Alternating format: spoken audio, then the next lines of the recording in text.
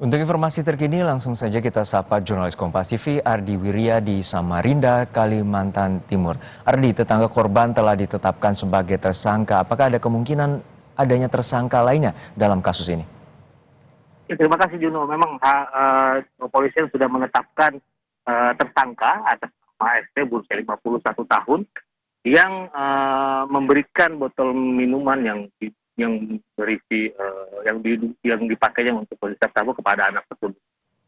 Saat ini memang kepolisian sedang menyelidiki kasus tersebut karena diduga tersangka ini sebelum memberikan air botol berisi sabu itu ke anak terhadap bocah tersebut, malam dia melakukan pesta narkoba begitu, dan kepolisian saat ini masih melakukan penyelidikan dan memeriksa beberapa saksi termasuk teman-teman tersangka. Dalam kronologi kejadian saya bisa sampaikan bahwa sebelum ibu dan korban itu mendatangi rumah tersangka untuk meminjam uang. Nah, saat berada di rumah tersangka, sang anak merasa haus dan kemudian meminta minum. Nah, kemudian tersangka dengan inisiatif dan sadar memberikan botol kemasan yang ternyata botol kemasan itu adalah alat penghisap sabu yang ia gunakan sebelumnya pada malam hari bersama teman-teman. Dan itu diberikan kepada anak tersebut. Kemudian setelah anak tersebut bocah tersebut minum itu, bocah tersebut pas pulang berperilaku tidak normal begitu. Dari keterangan sang ibu, anak tersebut tidak mau makan, hiperaktif dan tidak tidur selama beberapa hari. Kemudian langsung keluarga dan keluarga korban membawa anak tersebut ke rumah sakit untuk dilakukan pemeriksaan. Saat dilakukan pemeriksaan dan tes urin, ternyata anak tersebut positif narkoba. Nah, setelah itu kemudian berkembang melaporkan kepada kepolisian dan ditetapkanlah ada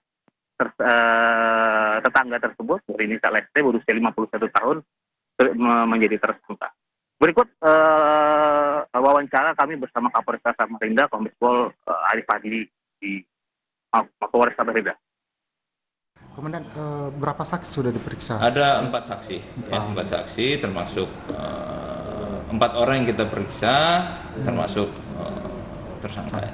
Berarti baru satu ditetapkan tersangka? Ya, baru satu. Dalam pengembangan ini apa memungkinkan ada tersangka lain, Komandan? Ya, mungkin. Karena dari hasil pemeriksaan ternyata yang menggunakan sabu di rumah tersebut tidak hanya tersangka yang memberikan air minum, tetapi juga ada temannya. Nah, itu juga akan kita tetapkan sebagai tersangka pengguna, ya, pengguna yang akan ditangani oleh Satres Narkoba. Ya, Ardudo perlu saya sampaikan juga terkait masalah perkembangan kasusnya. Memang saat ini masih kepolisian masih mengembangkan terkait jaringan narkoba yang terlibat dengan tersangka begitu, dan saat ini kepolisian menjerat tersangka 2 dengan pasal berlapis, yaitu pasal Undang-Undang Penyalahgunaan Narkoba dan juga pasal perlindungan anak dengan ancaman hukuman 10 tahun penjara. Saat ini bagaimana dengan kondisi anak balita yang sempat meminum narkoba dan apakah sudah membaik dan apa saja pemeriksaan lanjutan agar korban secara pulih dari kandungan narkoba? Ya, perlu saya sampaikan juga memang sebelumnya korban setelah kejadian itu sempat dirawat di rumah sakit beberapa hari. Dan memang saat ini kondisi korban sudah mulai pulih dan sudah dibawa ke rumah, tapi masih melakukan pemeriksaan lanjutan. Memang dapat informasi hari ini juga korban akan dibawa lagi ke rumah sakit untuk dilakukan pemeriksaan lebih lanjut. Mungkin akan menjadi di ronsen tubuhnya untuk memastikan kondisi anak itu akan baik-baik saja. Tapi dari informasi yang kami dapat dari keluarga, sekarang sudah anak tersebut sudah aktif, sudah kembali normal begitu, makannya sudah mulai lancar dan sudah bisa beraktivitas seperti biasa.